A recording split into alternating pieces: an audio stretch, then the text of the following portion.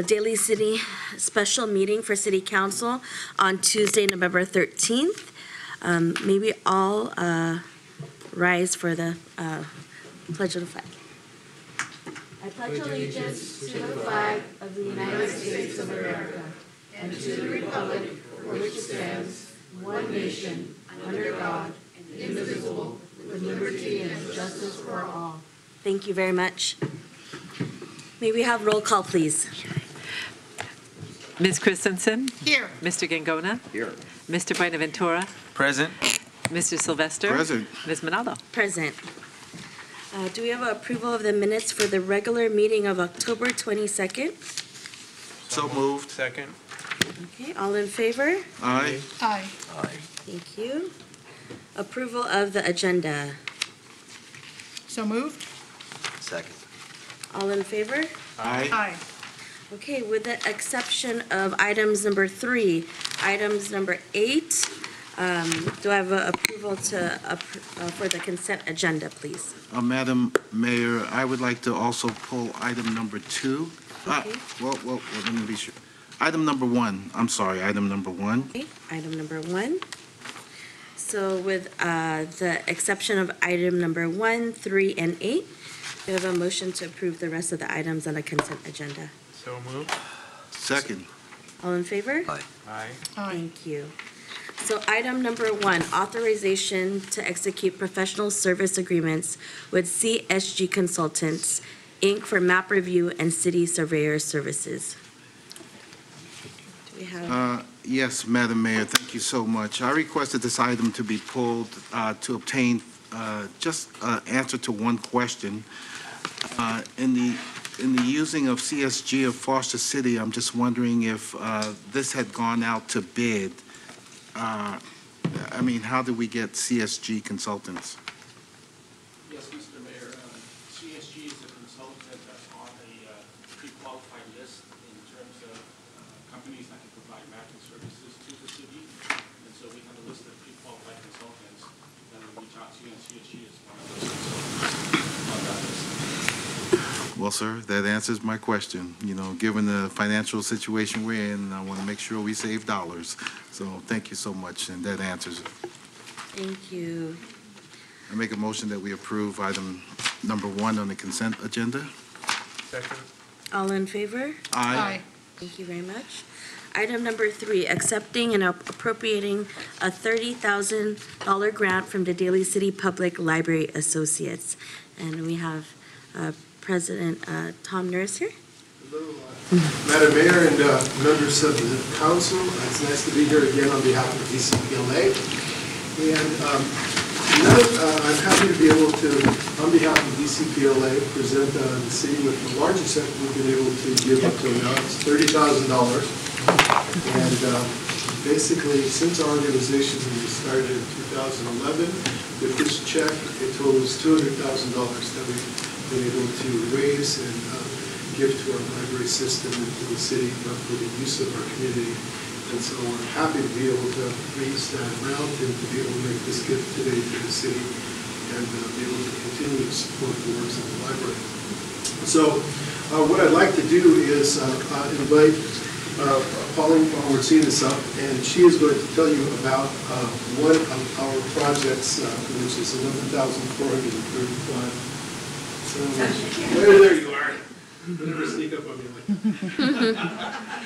Pauline will tell you about this one. Good evening. Good evening. So, I guess the best way to put it is that there's a quote that kept running through my mind over the last week, and it's about good libraries and bad libraries, right? And the quote goes like, bad libraries build collections, and then good libraries build services, but great libraries build communities. And I think that with an event like Crazy About Cars in Coma, first of all, it's an inaugural event. It's difficult to get it established. And what you really need are people in the community who have real vision and leadership. And in it, particularly, We had Bob McLennan. Not only is he the AAFP president, owner of Planet Fitness, but he's been a philanthropist and really his entire life along with his family. And really into education, and community services. And if it weren't for his leadership, and his support, it would not have been possible. But also for Dave Moeller, owner of City Toyota, and Anthony Fu, who's owner of Hyundai, Nissan of Suramani. They were our, presenting sponsors. And it takes a little bit of a leap of faith for people to give to an organization who says, take our money and run with it, and give us the best event possible. But they did. And so we really want to go ahead and recognize and thank them.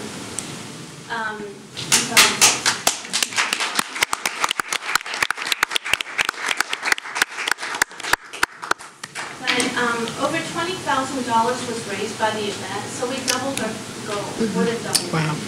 And $11,435, we always said would be reserved to bring up, the total to $30,000 collectively for the grant tonight. So this is for STEAM, and that goes for science, technology, engineering, arts, and mathematics.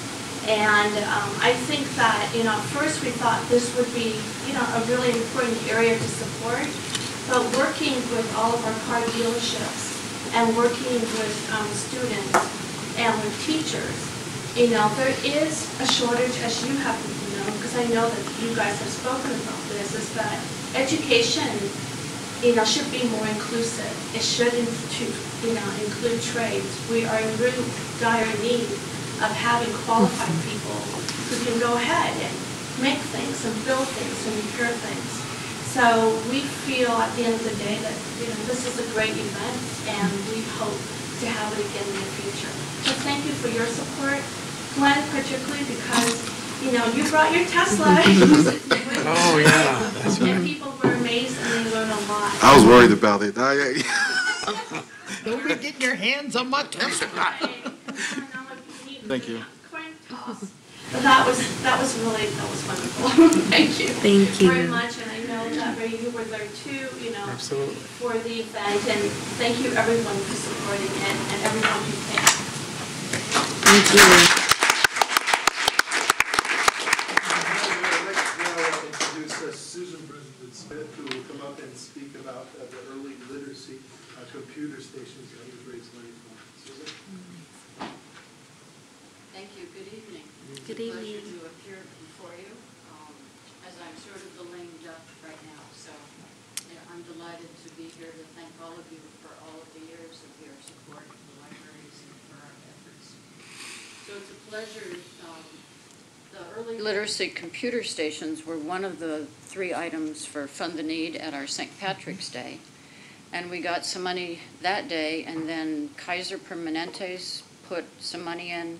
Danford Foundation came in at $3,500, and the town of Colma finished it off. So we're able to give over $11,000 so that the libraries can buy some more of the early literacy computer stations. So at some point, your baby will be bouncing there and enjoying them. So thank you all. And the next person is Tom, who's going to finish it off.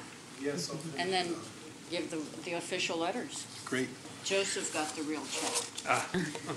So we have one last part of the gift, which was computer and Wi-Fi hotspots for the libraries. That was part of our Fund the Need, and we were able to raise over $7,000 for that. So all of these funds together came up to the $30,000 that we're giving tonight, and we're happy to be able to do that.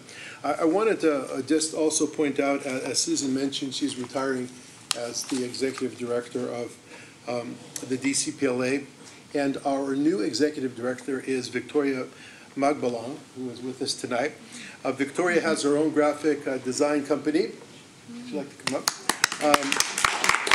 She's been very active in our local schools as far as that goes in community affairs, and we're pleased to have her join us to share her skills and her passions for libraries as well.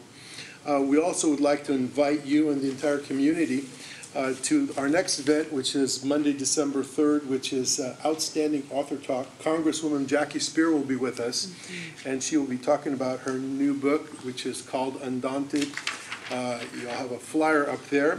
And this is going to be a great opportunity for you and everyone to meet Victoria and also to say goodbye officially to Susan, but she'll always be around our community working with us and on all good projects around here.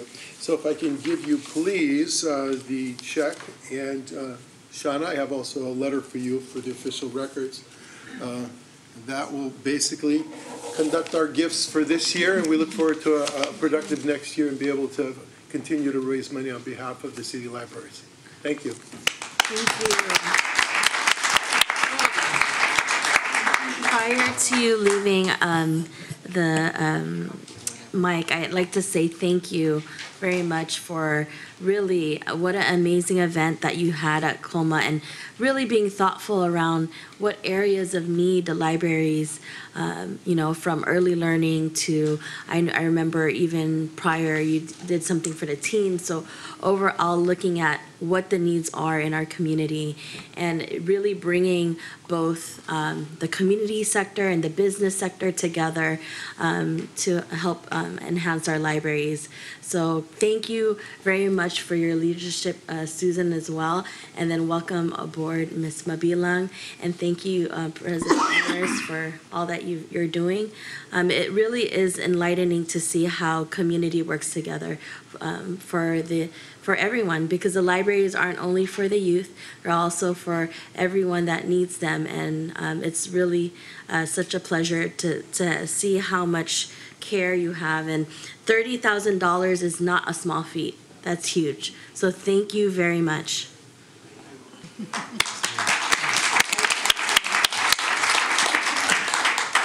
So I never want to pass up an opportunity to thank the DCPLA, your organization. You really are the gift that keeps on giving to our libraries.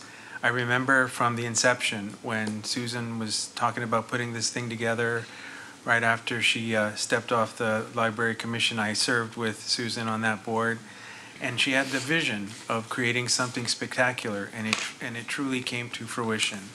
The money that you have raised and contributed to the libraries has been incredible. I've never seen anything like it.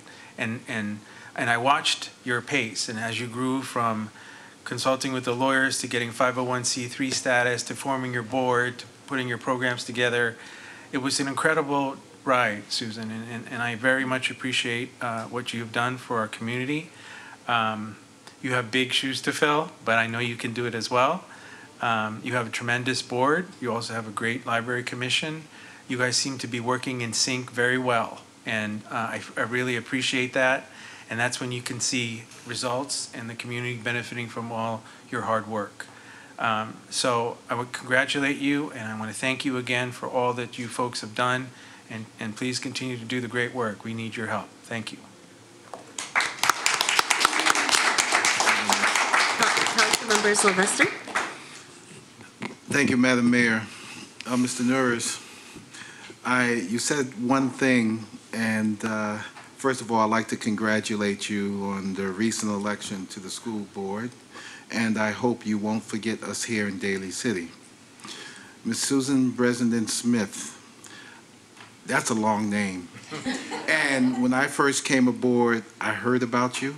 I've seen your name all over the place, and I wish I could have been around to see you grow, as the Vice Mayor had made mention. Ms. Mabilang, we're looking forward to working with you as well.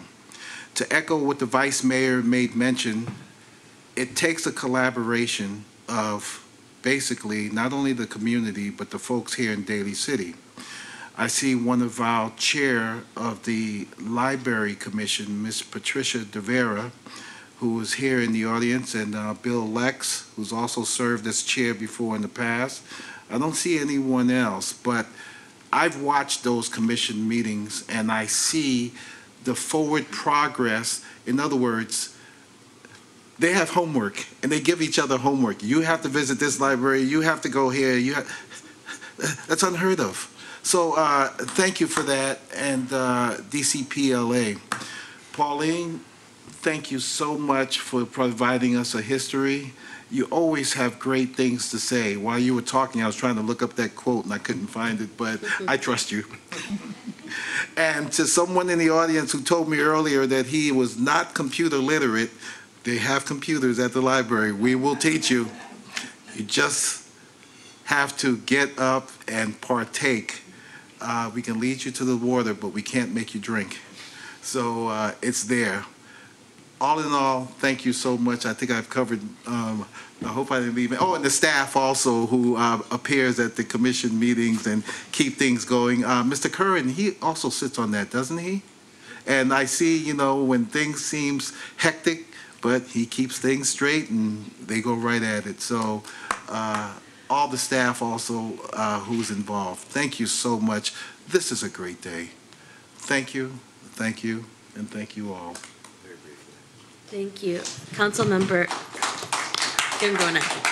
Well, I'd just like to start by saying that anything that Tom Norris, Susan Brissenden Smith are involved in is going to be a success and is going to be one of those things that involves a lot of community collaboration and a lot of involvement. And I just want to say that I won't have a lot of time or chances to be able to make public speaking engagements anymore, but I want to say that through the years, both of you have given of yourselves and have made Daly City a better place to live, because I've been here and I've watched it, and I'm living it right now. And it's because of you two, in both of your capacities, as a person, Tom, you as a person that's involved with the youth and being very involved in that. Susan, jack of all trades. Basically, Susan's the kind of person that if you want something to get done in this city, this is your first call. And if you thought you were going to do it one way, then this first call would straighten you up and make it so that you do it the right way. And I can tell you that from personal experience on more than one occasion. So I want to thank you both publicly, because as I step down, I'm hoping that you guys continue on in your work, because it truly is selfless work, and the benefits that you give to this city, people aren't going to be able to feel. They'll feel it when you're gone, and so I want you to continue on in your work, and I want to tell you that if you ever need my help, give me a call. Thank you.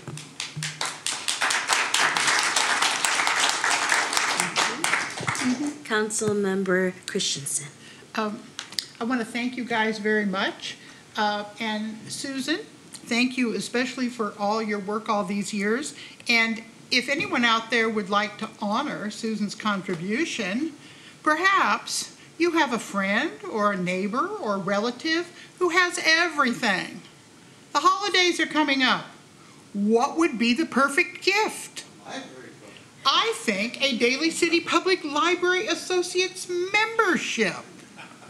It's inexpensive. They get a lot of mail. They get invited to wonderful events, and you can honor Susan's contribution and honor our libraries and do something wonderful for the city all in one. It's easy. You simply write a check, mail it in. Holiday shopping is done. So please do so. I'm making a couple of those myself. So thank you very much. Thank you.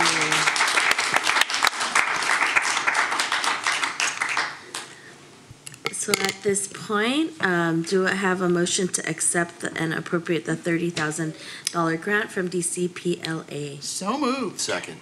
Okay, all in favor? Aye. Thank you very much.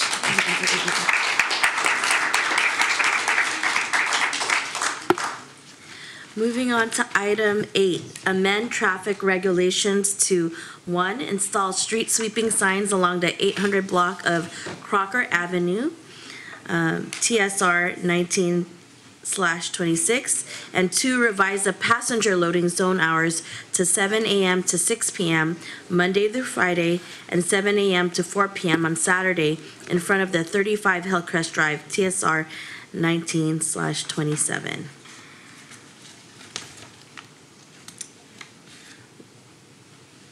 So, Director Chu? Yes, thank you. Good evening, Madam Mayor, members of the City Council. These two requests did go through our Traffic Safety Committee. The committee voted to support these two requests. The first one being the installation of street sweeping. There's 2 areas that aren't currently being swept. We do have the ability to do so, and we're recommending to install the no parking signs for street sweeping for those 2 locations. And then the second item is in front of the senior housing. There's an existing passenger loading zone. The current hours are Monday to Friday, 7 a.m. to 5 p.m. There has been a request in regards to some of the residents at the senior housing to extend the hours. As they're coming back from their appointments, they find that there's cars parked there. So there has been a request to extend that for an additional hour on Monday to Friday, and then also add in Saturday for 7 a.m. to 4 p.m. to allow for additional restricted parking for the residents to be able to load and unload. We did discuss this with the Sheriff's Department, Daly City Police Department as part of the Traffic Safety Committee, and these hours do work in terms of their on-duty police officers and not being too difficult to enforce. And so we're recommending approval of these 2 traffic regulations. Thank you very much for that explanation. We do have an item or a public comment on item number 8. Thank you, Dr. Chu. Debbie Cook, sorry. Please. I'm Debbie Cook, and I live at 837 Crocker Avenue, which is directly opposite these 2 parking bays that are being targeted. And I say that, and I don't say it lightly, because I've lived there for 37 years, and there's never been an issue with these 2 parking spots, which you can fit 4 cars in each. Until about 18 months ago, when a renter came in, and he would come home from work and there'd be no parking spots. And he would get very upset because weather, and he'd have to walk, him and his girlfriend. So he came and approached me and asked me if I could park my cars somewhere else. And I said, I can't. I live right across the street. I have no place else to park them. So anyway, going back, the city is saying they want to do street cleaning in 2 parking bays, which are actually 80 feet each. 4 20-foot spots. That street sweeping machine comes by my street every week and cleans the street. The parking bays are not going to be able to be cleaned where they need to be cleaned, because I go out there and shovel the corners, because that machine is going to come through, it's going to pull in, it's going to miss the first parking bay and the end parking bay, where if there's ever any debris, it gets caught in those corners. The hillside comes down with the rain and it fills up those corners. The street sweeping machine is not going to be able to clean those. By putting in a mandatory time where all 8 cars must be out of those 2 parking spots, the impact to the residents that have been there for 37 plus years is going to be it's going to be stressful. I've got 2 grandchildren that go to school at 9:30 in the morning, so I leave at 9 o'clock. There's a man that works at United. He's a night shift worker. My daughter pulls out at 6:30 to go down to the military job. He pulls in. So I don't understand. Yeah. Could I just finish? You could finish in the next 30 seconds. That's right in their point position. Really? Okay. I literally came home from a trip and this was in my mail, so I've had no time to really put all my thoughts in motion. So anyway, then the other thing is that in that parking spot, that last parking spot, we've had 3 vehicles in the last 12 months that have been hit by other cars coming up the street. They are coming up too fast, they cross over the curb, and they smash into the car that's parked in that last parking bay. 3 vehicles totaled. So instead of worrying about street cleaning this 2 parking bays that basically are for the residents, and there's no debris, can we do something about the racing between Bellevue and Point Pacific? The cars racing up that street, exceeding the 30-mile-an-hour parking, making it dangerous for us to cross the street to we don't have the option of another side of the street to park on, because where our homes are, the city took that parking away and gave us the spots, 8 spots for 7 homes. So what is being proposed is going to impact the night shift workers. I'm almost a senior. There's 2 of us that are other seniors that we use this. Now you're going to make us have to go park our cars blocks away, and this is all because one person made a complaint to the traffic department about cars not moving. But he leaves for work at 6:30 and come home at 4:30. I leave 2 or 3 times a day and come home and park in the same parking spot. So I feel like I'm being punitively punished by a renter who now no longer lives there. So the person that's made all this, domino effect has actually left the area, and there shouldn't be. It's like, so he's impacted us all negatively. Thank you very much. Okay. Ms. Do you have a garage? We do. Do you have a driveway? My driveway right now has. Just yes or no? Yes. That's where you're supposed to park your cars. But just for, street cleaning is not a punitive measure.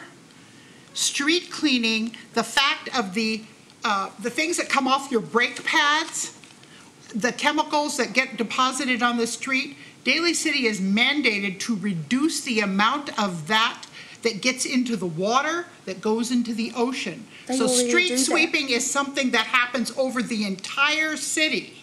Okay. And so whatever, my turn to talk now. Okay. Whatever problems you have with that spot, everyone in Daly City has those problems every week because there's street sweeping everywhere. We've all had to learn to live with it because the environment is that important. It's not punitive. It's not about a complaint. It's about federal and state mandated laws about reducing the toxic chemicals and the toxic heavy metals that go into the ocean. So I'm afraid you're probably going to have to just buck up with the rest of us and learn some strategies. You already do street clean the street right in front. But not on that side. So your time is up. Yes, you do. You absolutely do on that side. You just don't go into the parking bay, and they want to go into the parking bay. That's my point. Thank you very much, Ms. Cook. Are there any other questions from my colleagues or comments? Yes, Madam Mayor. I'm looking at the map, and it looks like it can hold 1, 2, 3, 4, 5, 6, 7, 8 cars. And according to the map, we're looking at street cleaning prohibition for 2 hours on Wednesdays. Yeah, this is where she. So, can I ask city staff, on that side of the street where street cleaning is proposed, You can't change the who can park there? Anybody. Basically, these spaces are open to the public. Anyone All right. can park there legally. So that's the word I'm looking for. So basically, it's right-of-way parking. Anyone can park there. That is correct. Okay. Also,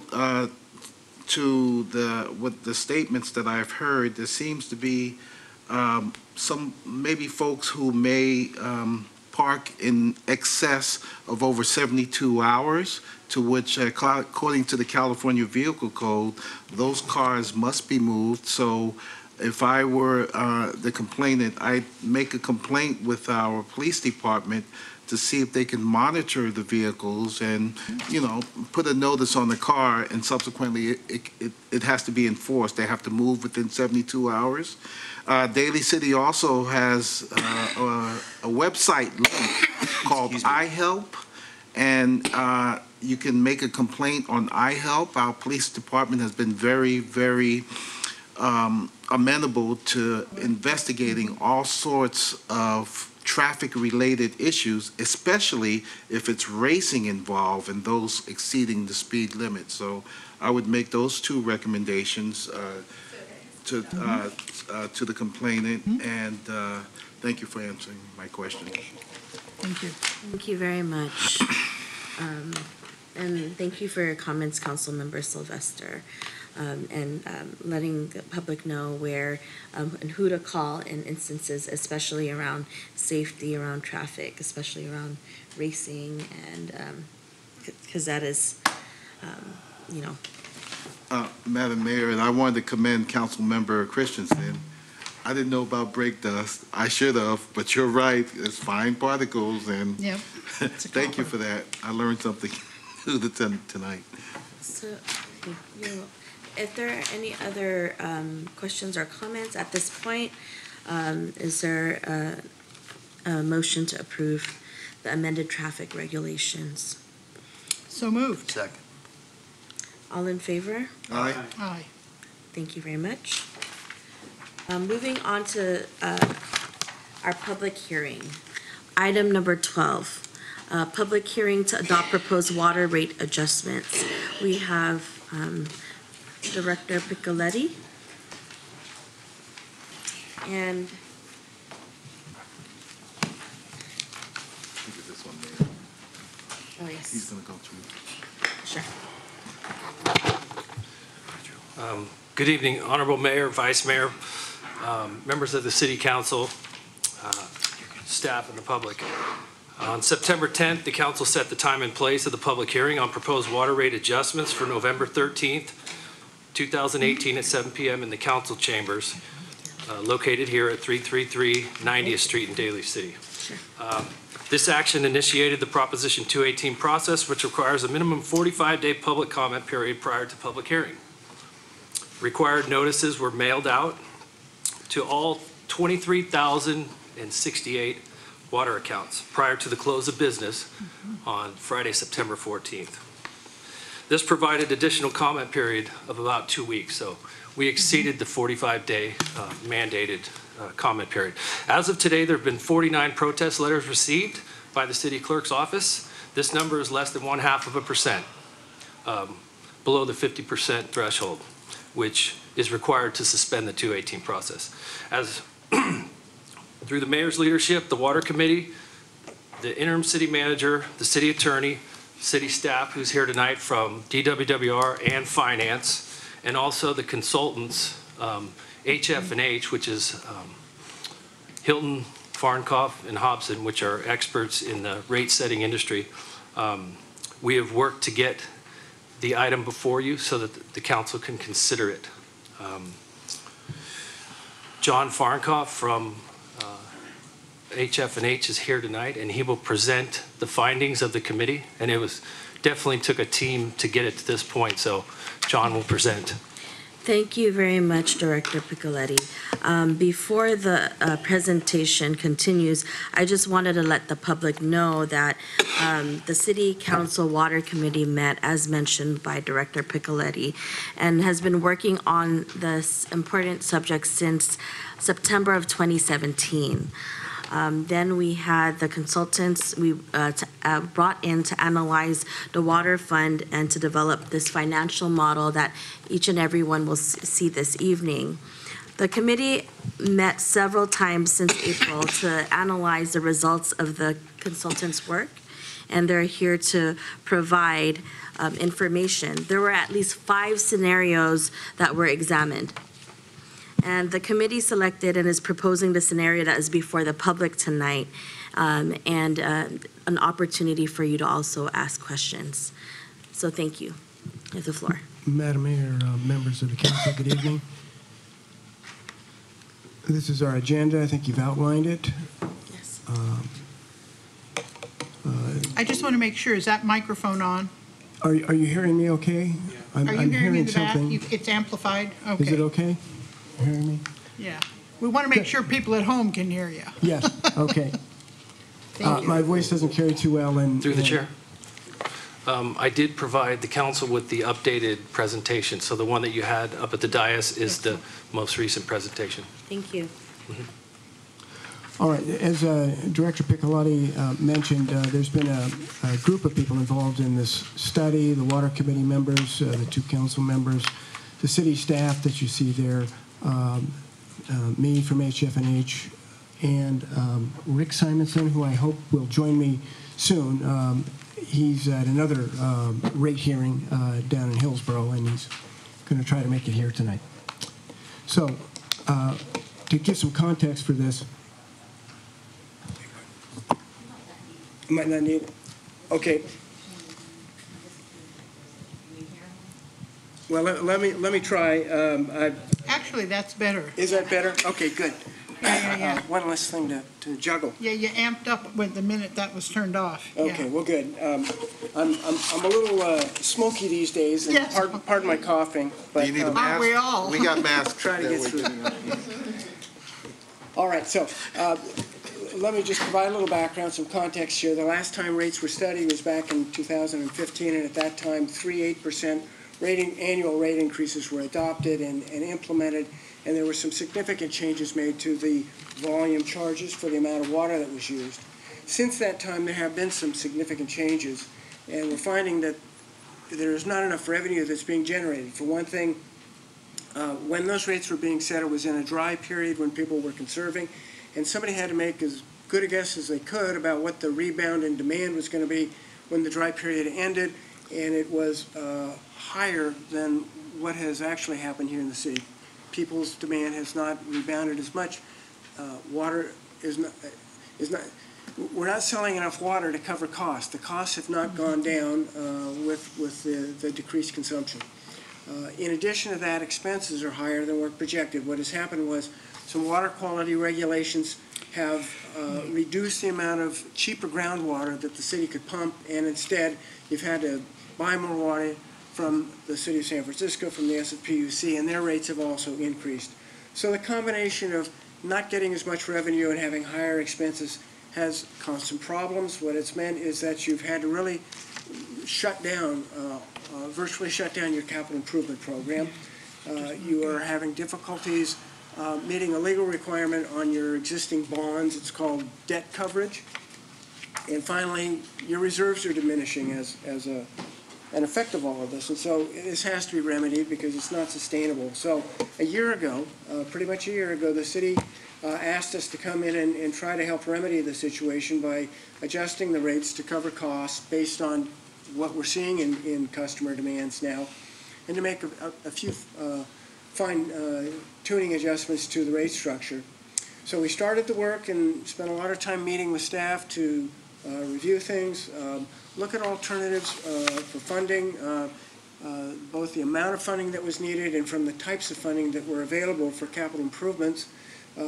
We reviewed the reserves and the targets for those reserves, and we also looked at various sequences of rate increases for a 5-year projection period. After we developed these alternatives, we met with the Water Committee to refine those alternatives, beginning back in April and into the summer there. And we came up with a strategy here that will increase the amount of funding for capital projects that you need both for water supply as well as for fire protection, meet those legal requirements for your bonds, bring the reserves back up to the target level as best we can. We've also looked at a way of managing the cash flow so the initial rate increases don't have to be as high by entering into a loan agreement with the sanitation district. We'll get into that a little bit more. And with all of this, we wanted to just gradually increase rates over the next 5 years fairly evenly. So the work was completed, and by September there were presentations to the council, and as Director Piccolotti mentioned, the notices were mailed to ratepayers. We've been going through the Proposition 218, what's called the protest period, where people can review what is going on and submit a protest if they choose. And then tonight, It sounds as if there's not been a majority protest, and the council will have an opportunity to adopt rate increases. So now to just talk about how it is that we got to what we recommended. The planning assumptions here, we wanted to be fairly conservative, not much of an increase in demand. We think it's probably going to, this has been a statewide phenomenon where per capita water use has declined and it has not rebounded from shortages as much as it used to.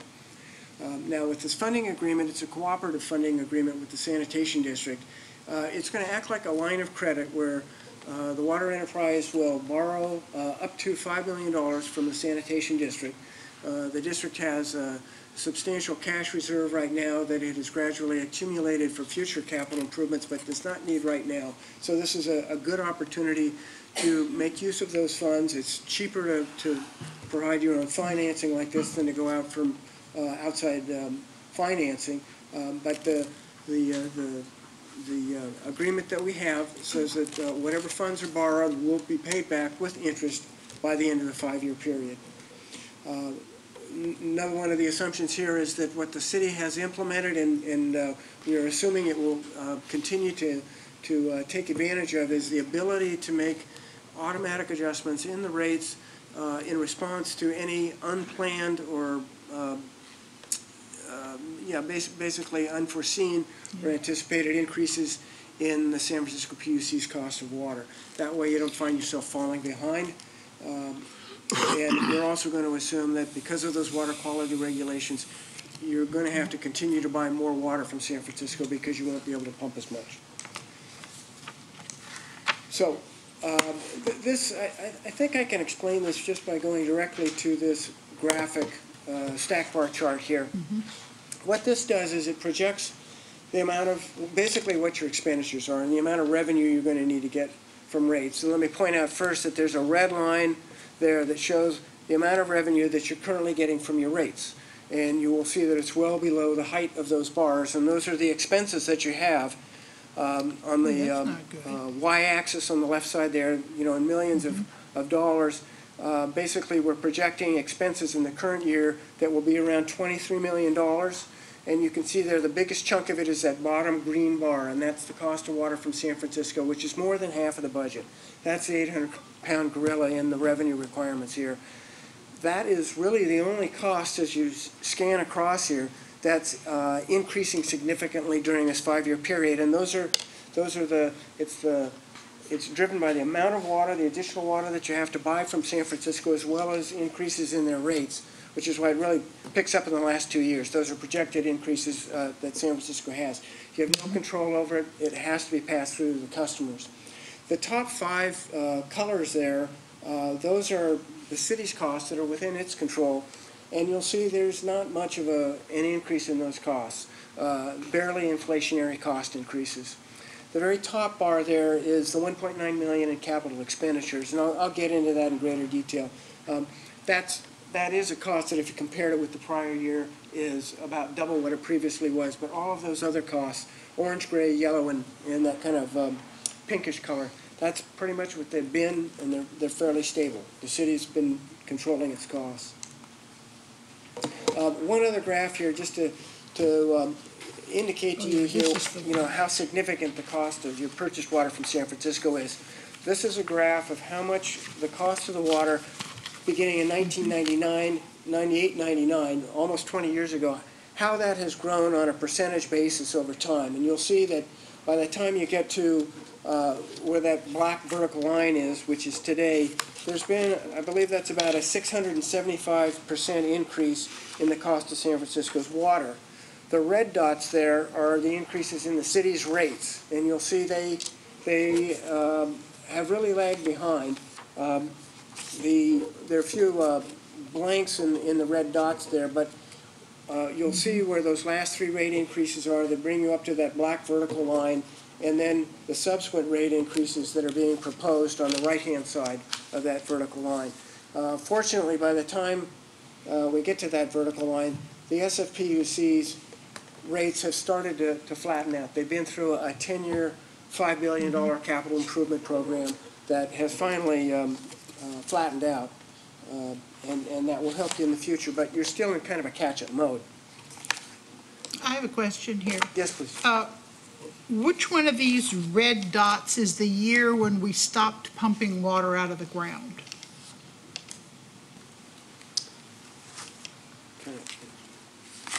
So if we look at 2015, so anything after 2015, we're paying for the blue line, but we're only getting, all of our water is only coming, what all of us are paying for it is on the red dots. That's correct? Man, we've been getting a deal. I guess now we got to pay for it. Okay, thanks. Okay. Now, on the capital improvements, and that's really a big driver here outside of the cost of San Francisco's water, this is a summary of the capital projects by function, pipeline, storage, groundwater production, et cetera. Over this 5-year period, it's a little short of $10 million that we'd like to spend. That's an average of about $1.9 million per year. If you just look at the financial statements, you'll see that annual depreciation is about $1.2 million, which is based on original cost dollars, old dollars. You've got to put more into the system than just depreciation, or you're going to run the system into the ground. At $1.9 million... Okay, can you just kind of slow down and go through that again? I mean, words are flying in and out of our heads, and we're not, I don't know. I'm pretty good with numbers, and I'm kind of going, what? Okay. Well, let me approach it maybe a little bit differently. Yeah. What you've been doing recently, because the revenue has lagged behind your expenses, is you've had to cut back on the amount you've been spending on capital improvements. So we're talking on pipes and pumps and all that kind of important stuff that gets the water to my house. Exactly. And your house. And it's only totaled about $850,000 in the last couple of years. You'll see what's being projected here, beginning with the current year and out 5 years. Pipelines at a total of $3.6 million. That's the biggest single expenditure out of the $9.5 million in total dollars that's being spent. And then storage reservoirs, and those are used to meet peak demands and also to fight fires. And then the production and other facilities are primarily related to groundwater production. So that's the capital improvement plan. That's what is being built into the rates to invest in over the next 5 years, and it averages about $1.9 million per year. So without this raise, we could just put a big X through that chart. Yeah. So there would be no capital improvements. There would not be pipe replacements and money for pumps and all of that kind of stuff. Right, and bear in mind that you had a facility master plan that recommended spending $3.4 million per year. So this is only a little more than half of that. So we'd be gambling with our water supply if we don't. Yes. I mean, if you don't fix the pipes and stuff. Well, yeah. I actually know I live in original Daly City, which is the oldest neighborhood in town. We've got pipes that are 100 years old. Yeah. And, you know, we're drinking water on a wish and a prayer at this point. Yeah, and the average service life of a pipeline might be 50 to 70 years. Yeah, so we've been praying hard over there for strong pipes. Okay. Yeah. Yeah. So I just want people to understand, if this doesn't go through, all that disappears. Right. Okay, I got it. Thank you. We're going to try to pay for that on a pay-as-you-go basis. It's not going to be financed, only indirectly through that short-term loan from the sanitation district. Now, this is a graph. Well, a little table at the top and a graph at the bottom. There's a lot going on here, and let me just kind of work you from the top down. At the top, you see the proposed rate increases. The first would be a 6.5% increase effective this January. The next 4 increases would be 9.5% each year on July 1st of each year. You'll see the capital spending that's anticipated in each of those years. And then when we get down into the graph here, what this is it's a plot of the cash reserve that is available to spend on capital projects and operating and maintenance expenses. And what this really represents is it's like your bank account. It's the working capital that you have to meet your monthly cash flow for operating and maintenance expenses. And we would recommend a minimum balance shown there on that red line. So on the x-axis, you have millions of dollars, that's the fund balance, and the red line is currently at around, that first dot on the left there is about 5 million, and we show it gradually increasing over time to keep pace with the actual O&M expenses, operation and maintenance expenses that you have, because that minimum target balance is geared to 3 months or a quarter of a year's O&M expenses. So that's the working capital that you need to just meet your monthly expenditures. It's paying those costs when you incur them and then waiting for your ratepayers to pay their bills on a bi-monthly basis. So we would always like to see the fund balance above the red line. Now there's a blue line up there, and that's the target balance. That's really where we would like to see things, because that includes an additional allowance, more working capital for capital projects, so that you have enough in the bank to pay contractors as they go through their construction projects.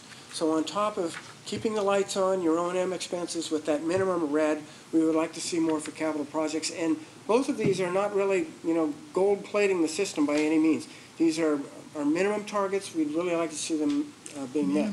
Now, unfortunately, the solid green line there, that represented the fund balance when we were doing the rate analysis, and you'll see in that first year it's below the red line. It's around 4 million. It's lagging behind, and that's been because revenue has not recently been keeping pace with costs. So when we derive those rate increases in that little table at the top there, what we're trying to do is bring the green line up to the minimum, and then above the minimum and head towards the target balance at the fifth year, fiscal year 22-23. Since we completed the rate analysis, the city has gone through its audit, and we have preliminary audit results that indicate that the fund balance could be lower, that it might not have been as high as 4 So the green solid line is what we thought it was going to be. That was the estimated. But that's not real anymore. It's the dotted line that's the real line at this point. It's possible it's lower, and it may be as low as you see here, but the finance director cautioned me to say that these are preliminary audit results. They aren't finished yet. Right. We hope it isn't lower, of course, but it may not be this bad. But right now, if it were that low, you would see how it goes across the page there. Instead of getting to the minimum next year, it will get to the minimum balance at the end of the 5-year period. Not so good. If you were to avoid that. And all of that time, then, there would be not a single dime for capital improvements. No, there would be money for capital improvements, but you would not be as healthy. And generally, if you're not meeting those minimums, there could be times if there were...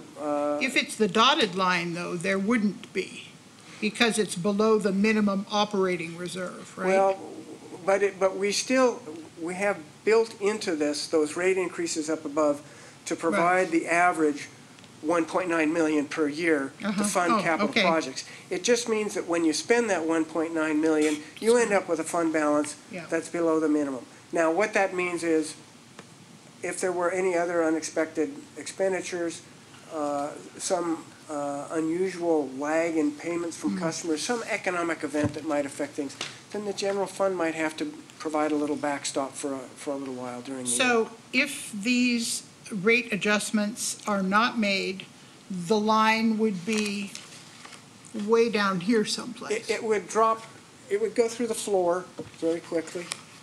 So you wouldn't let that happen.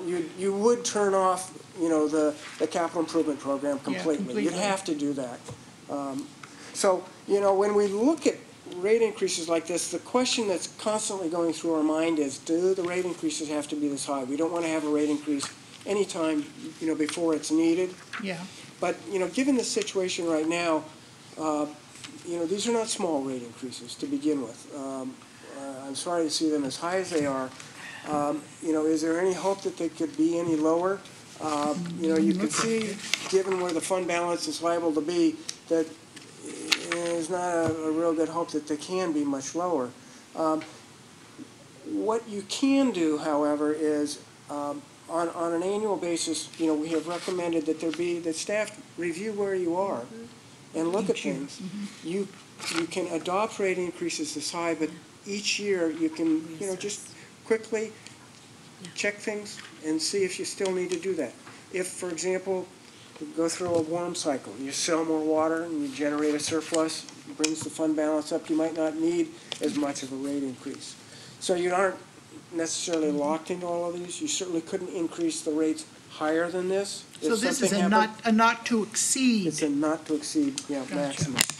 Thank you. And I'm sure on an annual basis, you'll want to kick the tires on this very quickly, just to confirm that these future rate increases are still needed. I think you wanted to ask. Well, fundamentally, I've been through a few of these water rate raises, and there's the question's always, the criteria always is that the rate increase has to be reasonably related to some number, to some goal, be it a capital improvement goal, some sort of improvement goal. So we can't, by law, raise our rates higher than what we actually need, correct? So what we're sitting here now is we're trying to justify what this rate increase is going through, correct? I mean, we're not asking for our people for anything more than what we need, right? Right. Yes, absolutely. All right. So what we're looking at here are percentage increases in revenue that are needed from rates. If we look now at the rate structure itself, people are they pay two charges. Their bill is the combination of a base charge that is a fixed amount per bill. It's based on the size of the meter that they have, and it covers a portion of the fixed costs. To that, a volume charge is added, and that's going to vary every 2 months based on how much water is used. It covers the remainder of the fixed costs and all of the variable costs. You currently have two tiers, and the tier is a range of consumption that a certain rate applies to, and let me explain that a little bit more. But first, this is just a summary of the proposed base charges, these charges per meter, and that green band in there is the smallest meter size, 5/8 and 3/4 inch meters that 90% of the customers have here. So you can see the current charge and then how that is projected to go up over time with these rate increases from $35 on up. The volume charge summarized here, try to use some colors to help here. The structure that you have right now has two tiers. The first tier goes from, essentially from no use to 1,400 cubic feet. And 1,400 cubic feet, what is that? That's an average of 162 gallons per day. That's average water use, it's almost average, it's a little bit over average water use. And then for all use above that, that's tier 2. The red circle there is showing you what that tier 1 rate is, $3.91. That rate is lower than the current cost of San Francisco water, which is $4.10. So you have a lot of bills in that range, and they're not covering the cost of San Francisco water, much less the additional city costs. And so that's the problem right there that we need to remedy in the rate structure. So what we're proposing here is that there would be, we'll have 3 tiers. At one time you had 11 tiers, so this is still comparatively simple. So that first tier we're making a little adjustment to. Instead of going up to 1,400 cubic feet, it would go up to 1,300 cubic feet because that now is the current average, and it's come down from 14 to 13. It's 162 gallons per day at $4.75 per 100 cubic feet, so you're covering that $4.10 cost of San Francisco water plus some additional city costs. Tier 2 would take you up to the daily peaking. It's kind of the peak rate that you might see in the summer, and that's basically 2 times average, 2,600 cubic feet, roughly 330 gallons per day. And then a third tier that is for the highest water use, 2 times the daily peak. So we graphed it here. This might help people see that. What we have here on the y-axis here is the charge per 100 cubic feet. The blue is, this is the current two-tier structure, and you'll see that that first tier is less than the black dotted line, which is the cost of San Francisco water. And, you know, within that first tier, there's not much of a difference here between the current 14 and the 13. 71% of the bills are no greater than that. So there's a lot of water use that occurs at or below average consumption. And when you're not covering the cost of San Francisco water, you've got a financial problem. So we've corrected for that. When you get into Tier 2, the rate is not as high initially as your current Tier 2, although later in Tier 3 it is above it. But in effect, what we are doing in adjusting the cost of service is we're making sure that the cost of San Francisco water that was previously being covered out here in Tier 2 now is being covered down here in Tier 1 also. So when I'm looking at this, anyone who uses 1 unit to 13 units pays that lower cost. That's right. That's the. And so a couple of seniors in a house with a current toilet and some conservation thoughts and efforts would certainly be below the 13. So if you're out there and you're 2 people living in a house and your number is more than 13 units, you've either got a leak or you've got an old-fashioned toilet that's flushing 7 or 8 gallons every flush. You need to upgrade, because I live alone. I frequently use in the non-summer months, because I do have a garden, I use 2 units, sometimes 3 units. So if there's 2 of you, that would be 6 units or 7 units, depending on, you know, if you wash the dishes with a half-full dishwasher or you wait until it's full. A large family would be in that 14 to 26. That would be a family of 5 or 6 people. Yes. You know, And above that would be an apartment building that has 1 meter, most likely. I don't know how a person would use 27 units in 8 units. You'd have to have a whole lot of people living there. Yeah, that would be getting you up into, say, 325 gallons per day. So Yeah, you know, so that's like an apartment building with a couple of units, or most it likely. could be a large and 1 meter, family, you know, or a with, super large family. you know, say 50 to 60 gallons per day is not uncommon. So, you know, it would Per have to be a person. pretty good sized Yeah. family, or a family with a good garden, good-sized garden. Yeah. Your comments lead right into the next slide here, which is showing the bills, and I apologize for how small the print is, but in the first column here, as you go down here, this is the bi-monthly amount of water use in 100 cubic feet, and then here it is in gallons per day. Okay. Oh, you're showing it on there. Can you see that? And this is the current rate structure, and the blue is Tier 1, and this orange is everything else, Tier 2. And here's the proposed structure, Tier 1, Tier 2, and then Tier 3. And, you know, here down at this level, you know, 600 cubic feet, which is, you know, around half of average, you know, you can see there, these are the dollar increases in the bills. So, you know, unfortunately, bills are not going down, you know, just because people are using a small amount of water. Big pardon. Where are you pointing on this? Right in this column here. It's the difference between. I'm used to looking at that side, but that's okay. Yeah, but these numbers are pretty small. Okay. Sorry. So that would be. So right around 9, 10, and 11 units. Yes, in through here. Okay. Yeah. So they're very small increases at first, and they increase more here as people are using more, and they're finally starting to cover the cost of San Francisco water, and then it kind of tapers off. When you go off the slide here, that gap is going to close because that. And so everybody gets the benefit of the first 13 units at the lower price.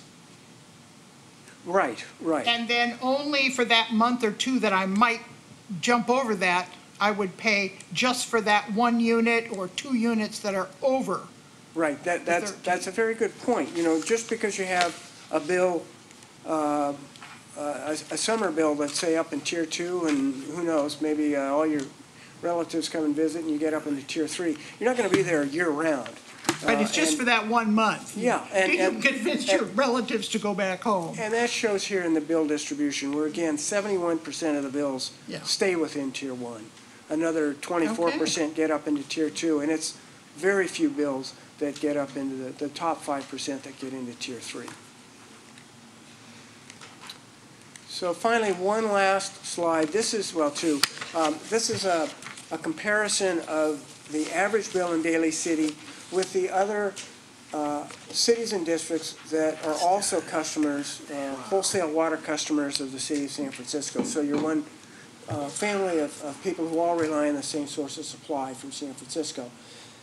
Daly City. So all of these different cities and utilities buy San Francisco water. That's right, right. So they're paying the same amount that we are. Right. Some of them rely entirely on San Francisco. Some of them, it's a little bit of this and that. It's less than half. So, Daly City has, you know, you're a good-sized city. You've got economies of scale, and historically, you have always, you know, had very low bills compared with everybody else. With the rate increases, it might advance you a little farther up a few rungs here, but still, you know, you are a large city. You do get advantages of economies of scale, and you know, I think you're always going to be towards the low end here.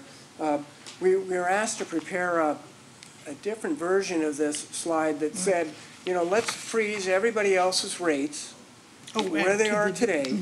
Those are the same light green bars there.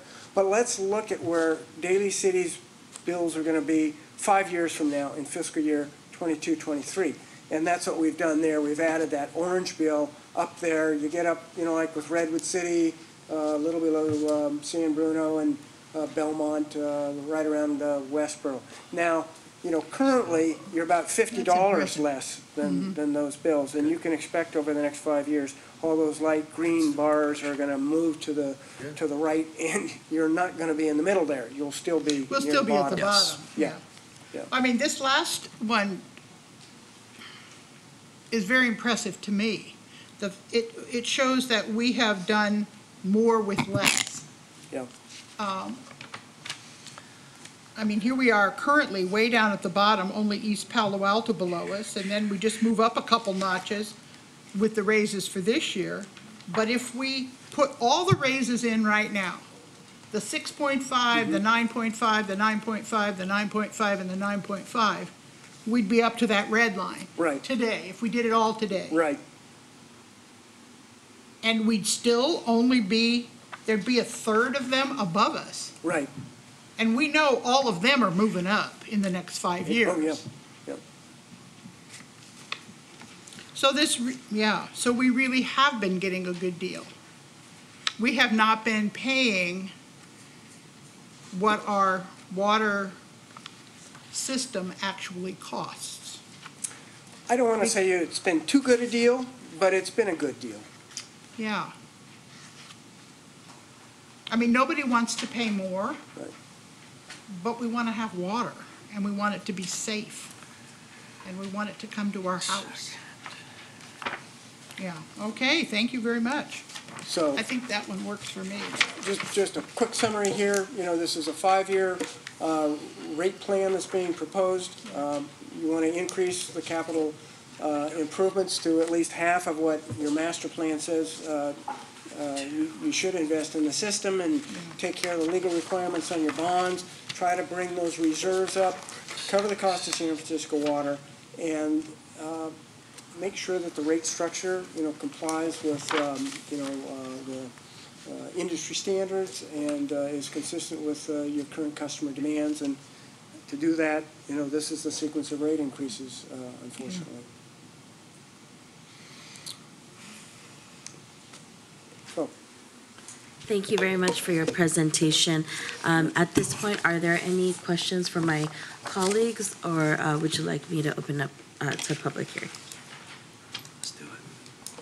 No questions? Let's open a public hearing. Okay. Okay. I have a motion to open the public hearing. Second. Okay. All in favor? Aye. Thank you very much. We have Mr. Chris Lynch. I'm going to pass. Okay, thank you very much. So they have a motion to close the hearing. So moved. Second? Any questions from my colleagues? Madam Mayor, I'd like to make a few comments, if I may.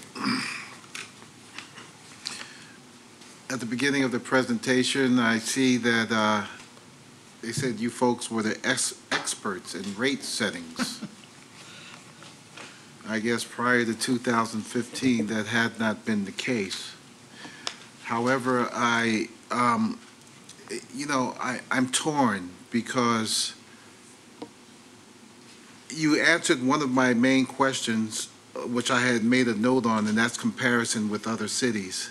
Slide number 22. You answered it for me right there on that slide. I was waiting. I couldn't wait to comment because I was wondering what the other cities was paying, so I'd like to thank you for that. Before I go on, I'd like to thank staff, I'd like to thank the mayor and Councilmember Gingona for your tireless work on this issue along with staff.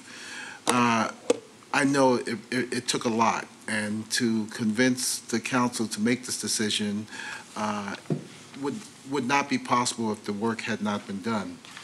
To the folks of Daly City, the reason why I'm torn is Daly City has done its job in the conservation of water. We have done very well, and it appears that we are now being penalized for our conservation of water. And getting back to the experts in rate settings, you guys didn't know that we do so good. And that's the reason why we are in this predicament at this particular time. I almost venture to say, well, maybe use more water, maybe more water goes through the pipes, and the same amount of deterioration as a result of using more water, but we've used less water, so I'm thinking the pipes would last longer. And okay, they have. I've read some information also that based upon deferred maintenance, we've been spending close to $1.7 million for the previous 2 years that has gone by. Now to see these figures have been upgraded to 1.9 million for the future, okay, I have a problem with that. The loan, I definitely believe in OPM, okay? And I think it's a good plan to get a loan from the reserve. OPM is other people's money. And I think with the foresight and the forethinking, this would be good. Now, I kind of brought this up earlier. I'm concerned about the Franciscan.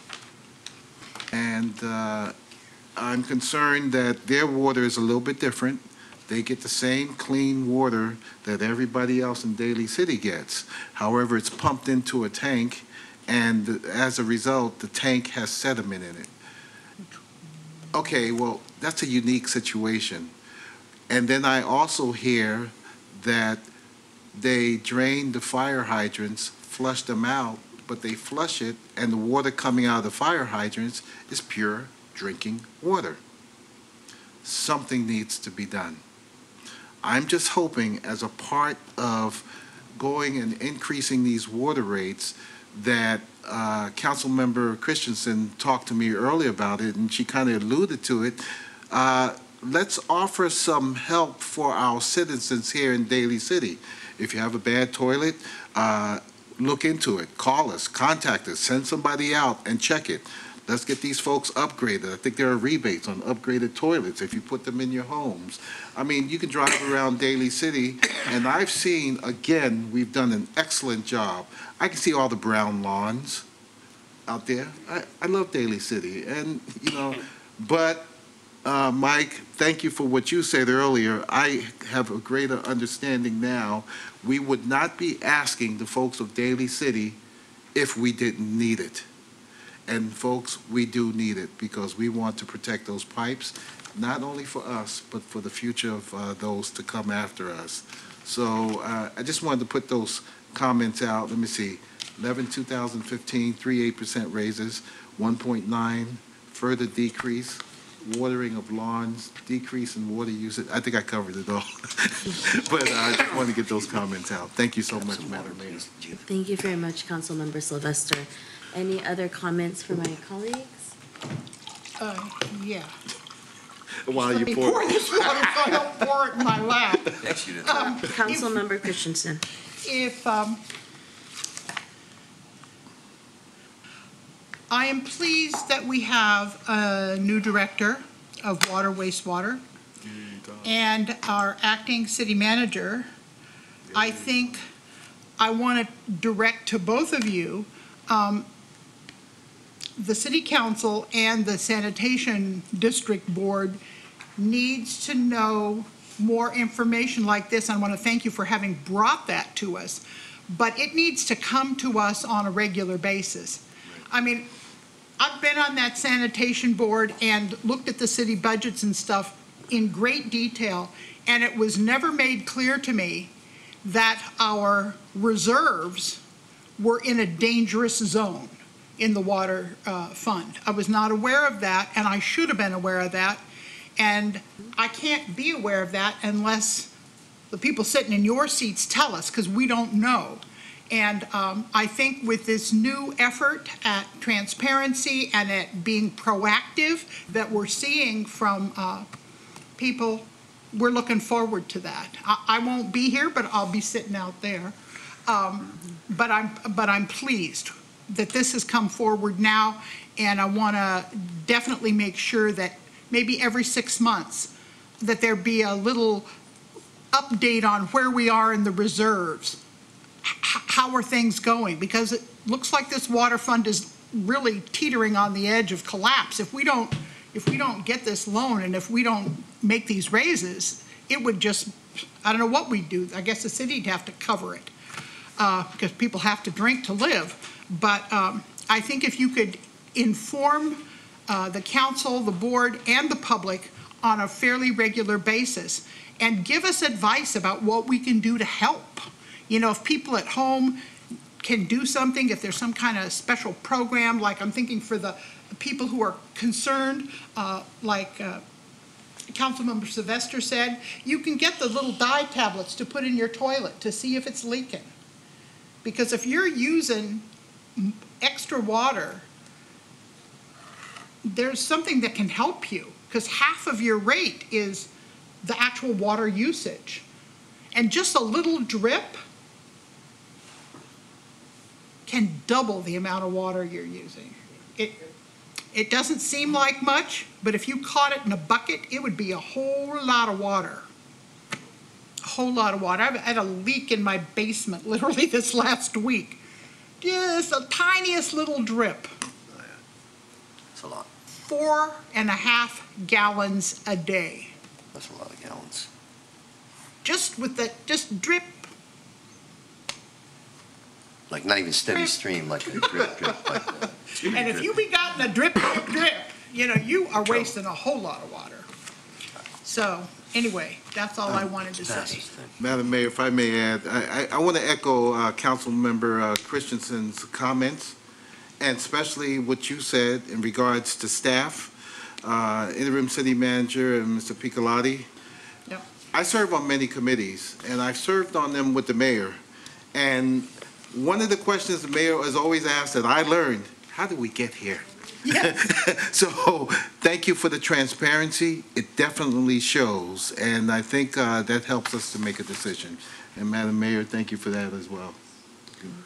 Thank you. With no other questions or comments, I just want to say and echo thank you to the staff. I mean, when this was brought up to the committee, it was definitely an eye-opener around where we need to go and where we're at. You know, of course, whenever there's a water rate increase, it's not something we take lightly. We definitely looked at all the different scenarios. As mentioned, there were 5, and then really worked with the consultants, the staff, to ensure that there is the transparency, as mentioned, around, you know, where are we as a city? How long has this happened?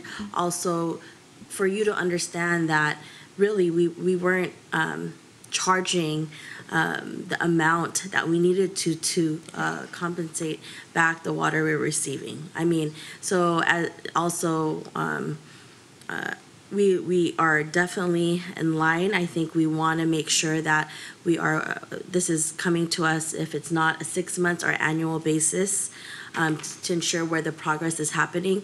But I do also want to say thank you to Daly City residents. I mean, we're in a predicament because of conservation. That means we're doing great in really saving water. And I mean, that was also a piece of it, that we did very well during the drought season, and then afterwards we still do well. So that was a piece of it, you know, and it's something that we can't control, but also thank you for thinking of the environment. And so this is something we need to move forward with in order to make sure we have, you know, adequate amount of, just to meet our expenditures, and then also ensure that we have enough money for capital improvements, which is for our community in the long run. So at this point, you have to make a, is there a motion to adopt the resolution for the water rate adjustments? Well, I've got the courage to say yes. Second.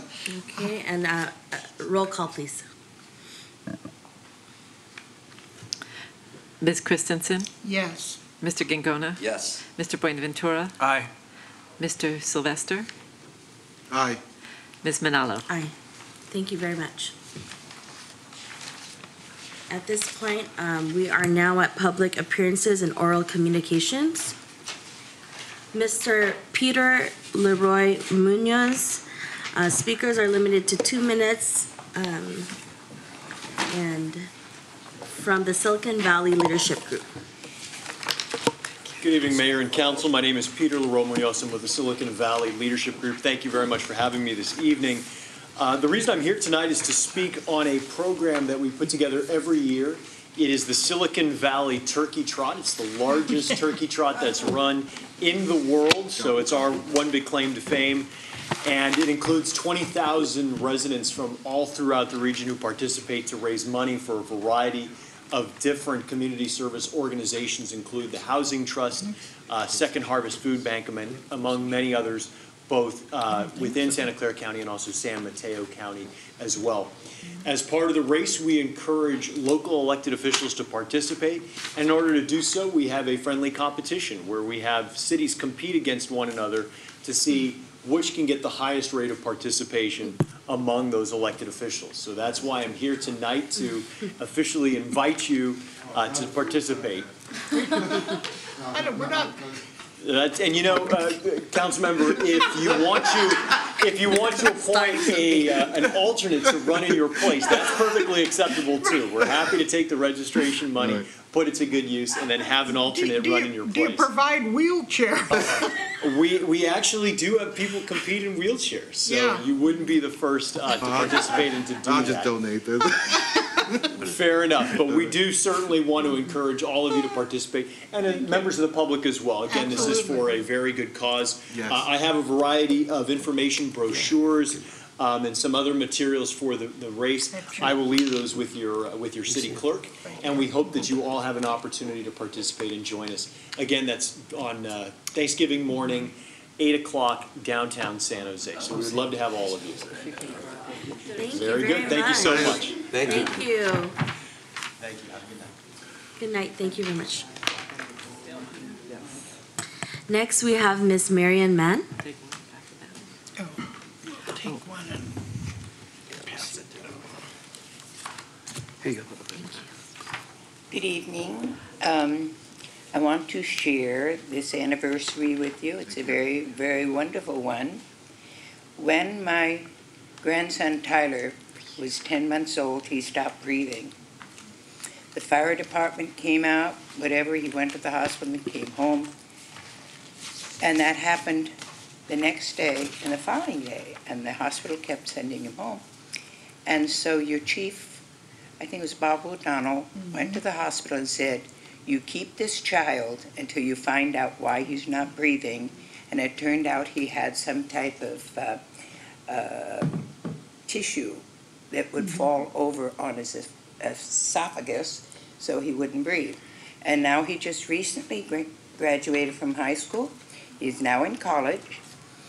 And I want to express to the city how wonderful it is that I'm one of those individuals that really, really were helped by the fire. And they've always done it. And they've always been there for everyone. But the one thing I would like to say is look beyond the uniform. They're there. There are 3 units, our military, our fire, and our police. And they are real, and they're there to help us. Otherwise, they wouldn't work. Thank you. Thank you so much.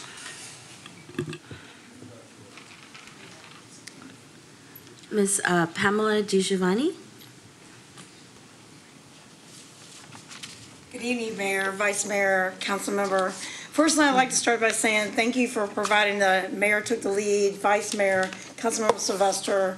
You came and you provided the N95 mask immediately, and the Mayor even came back the next day, and I saw it on the Facebook. She didn't have to, but she was here waiting till noon and made sure they were at the desk for people to make sure that we went to Dolger and passed them out. But it really says a lot about the character of the people and the leaders in our community. So based on that, and given the fact that we are the wildfires, Veterans Day, the shootings in Thousand Oaks, and so many other things that are hitting us in California, I would like to ask, because I know that you guys really support the sense of community and have demonstrated that by your actions, and ask, for the first time in a long time, is it possible that we have a mini tree lighting of some sort and maybe a mini menorah, even if it's inside and if it's electric or whatever, to bring the community together? People have contacted me and said that those 2 things, or whoever is celebrating during this holiday, I see San Bruno having it. It doesn't have to be anything extraordinary, very simple, maybe just hot chocolate and community coming together for Hanukkah and tree lighting. You already have it. No, I'm talking about here in the City Hall. And if it's a live tree, they said they used to have something with the garland around here. So not just in the recreation in that area, but they're asking for something inside of City Hall. That's what they're asking. So if it's possible, if it's not, then we can maybe do it the following year, because they said that they used to have even poinsettias out front, which we know that might not be viable, but something in City Hall, because a lot of City Halls have it. So thank you very much, and thank you for always thinking about community. Thank you very much. Let's see. At this point, are there any appointments to any board or commission? Okay, seeing none. Moving on to council committee. Council committee, any updates on council committee? I do have an update on council committee with council member Glenn Sylvester on Halloween, October 31st. We had an affordable housing committee meeting, and with that, it's been a very busy committee meeting for the Affordable Housing Committee.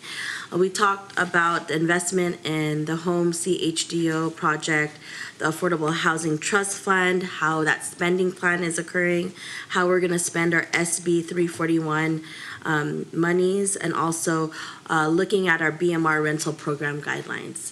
So those were the items that we talked about. We're still going to continue to be working on these items, and you will see them on a council agenda in the future. Madam Mayor, I'd like to add on to that. It's a pleasure to serve with you. You run definitely a hard bargain, and we're looking, as per the mayor's suggestion, to make affordable housing at a lower rate to include more folks with a lower AMI. So I'm very proud of that, and I just wanted to add that. Thank you, Madam Mayor. Thank you for serving on it with me, and I'd like to have that on the record. I'll send that information to City Clerk. At this point, also, any city council reports? Yeah, I have one. Councilmember Christensen. City council members today received many, many, many email messages supporting a development project that is just south of the Serramonte Shopping Center between the McDonald's and the gas station up at Cowan. Prior to this, we have received a large number of complaints about that project or requests to not support that project that were detailed letters and were from Daly City residents. The ones that we've received today, there were many of them. I picked 15 of them and thought, let's just see who these people are. Because there were no addresses listed, no phone numbers listed, so it was hard to know. I looked up all of them, all 15 names that I picked up, and not a single one of them is a registered voter in the city of Daly City. Now, you don't have to be a registered voter or even a citizen to file a complaint, but I do find it unusual that an entire 15 people, without exception,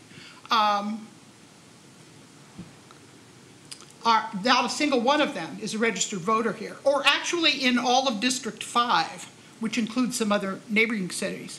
So I guess my comment is to whoever's organizing this,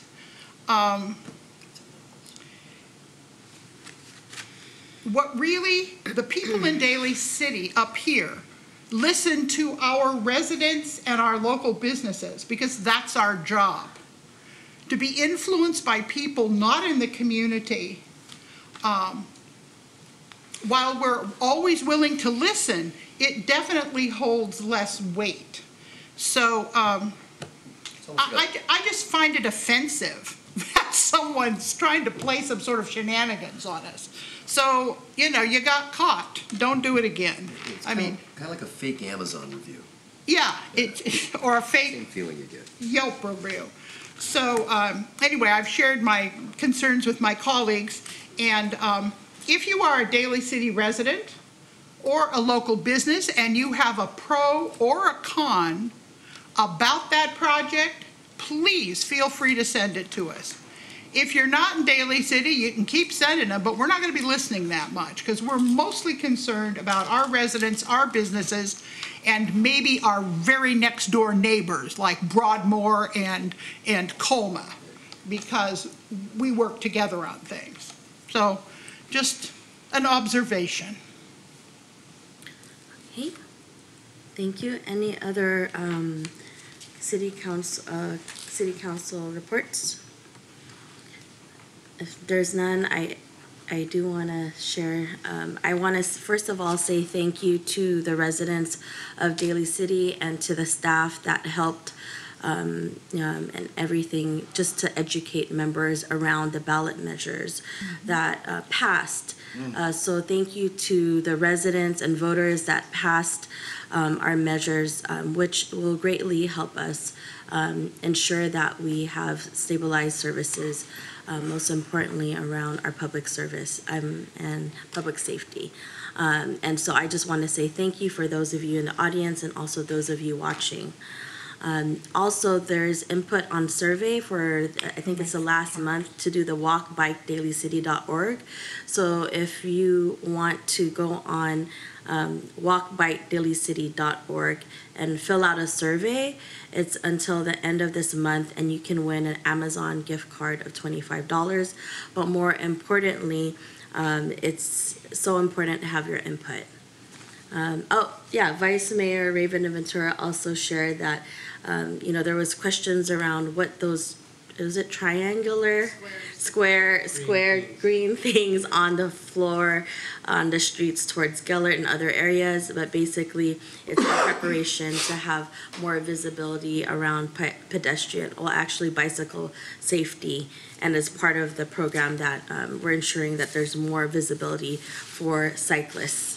So just if people are concerned about that. And so I will give the city council update to Madam Clerk, so you have it ready, but I'll email it to you. But for the record, on Tuesday, October 23rd, Congresswoman Jackie Spear held airplane noise town hall at Skyline College, in which I attended.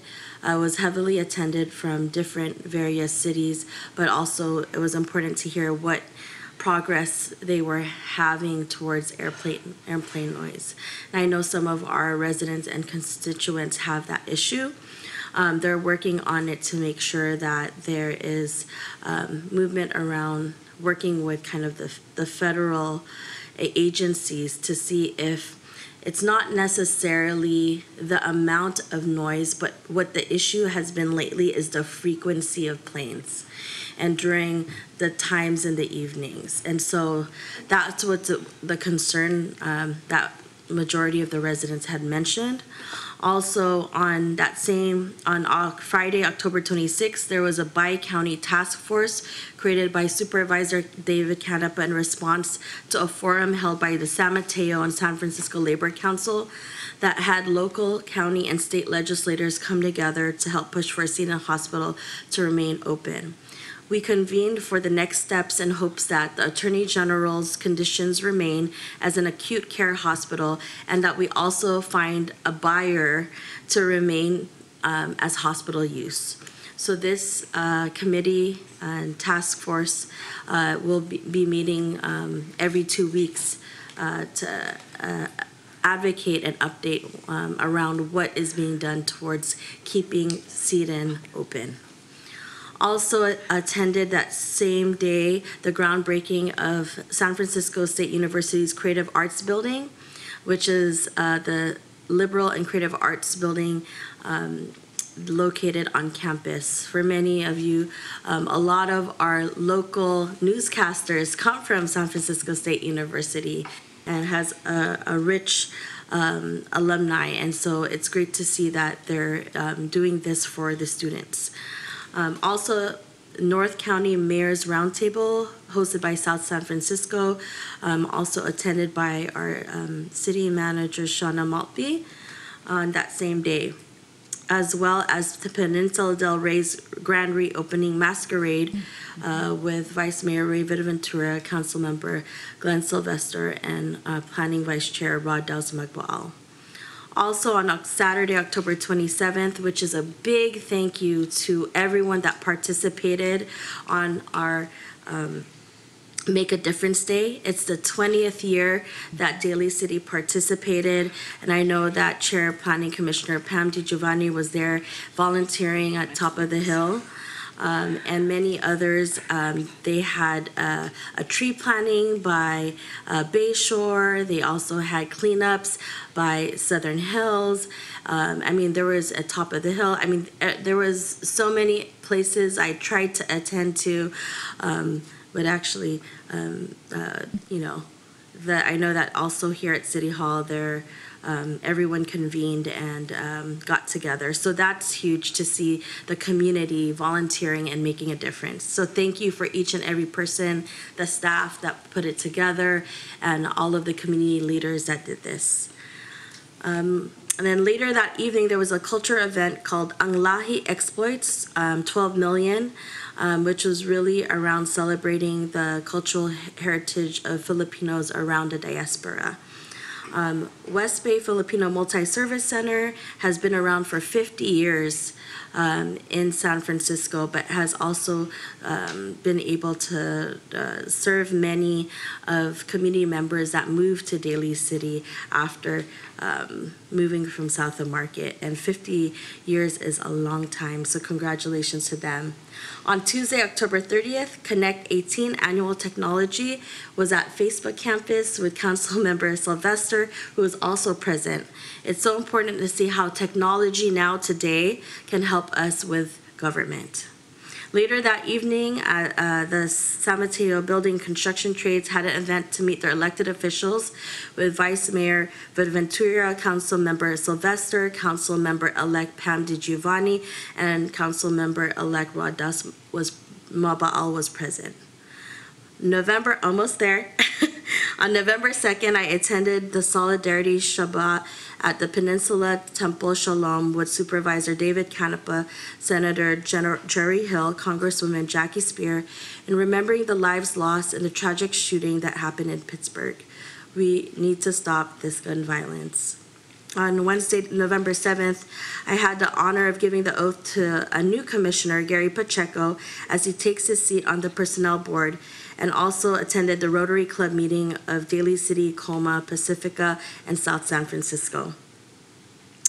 On November 8th, the opening of Cinemagrapho happened, which is sponsored by TFC, an international film festival. And on November 10th, with Council Member Sylvester, Vice Mayor Ventura, and Council Member-elect Pam DiGiovanni and Radas Magwal attended Supervisor David Canepa's Healthy Fair. And so that has been a really busy 2 weeks, but really, you know, I enjoy being with the community and wanted to share that with each and every one of you. And at this point, are there any reports from staff? You covered it all. Okay. Sure did. Thank you. So,